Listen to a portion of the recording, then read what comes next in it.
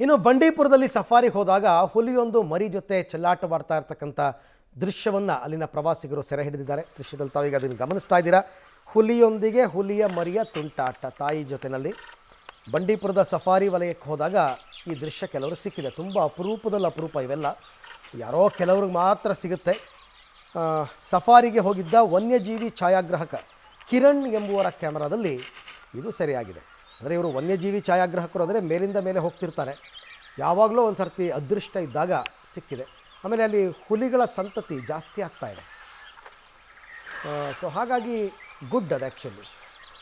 ಪ್ರಧಾನಿ ನರೇಂದ್ರ ಮೋದಿ ಅವರು ಬಂದಾಗ ಒಂದು ಸರ್ತಿ ಸಫಾರಿಗೆ ಬಂದಾಗಲೂ ಕೂಡ ಇದೇ ರೀತಿ ಹುಲಿಗಳ ಸಂತತಿ ಜಾಸ್ತಿ ಮಾಡಬೇಕು ಅನ್ನೋ ಕರೆಯನ್ನು ಕೊಟ್ಟಿದ್ದರು. ಹಾಗಾಗಿ ಅಲ್ಲಿ ಉತ್ತಮ ವಾತಾವರಣ ಇದೆಲ್ಲವನ್ನು ಕೂಡ ನೋಡೋದಕ್ಕೆ ಸಫಾರಿಗೆ ಹೋದವರು ಎಲ್ರಿಗೂ ಸಿಗಲ್ಲ. ಹುಲಿ ದರ್ಶನವೇ ಆಗಲ್ಲ ಎಷ್ಟೋ ಜನಕ್ಕೆ, ಅಪರೂಪದಲ್ಲಿ ಕೆಲವ್ರಿಗಾಗತ್ತೆ. ಈಗ ಆ ದೃಶ್ಯ ಸೆರೆ ಸಿಕ್ಕಿದೆ.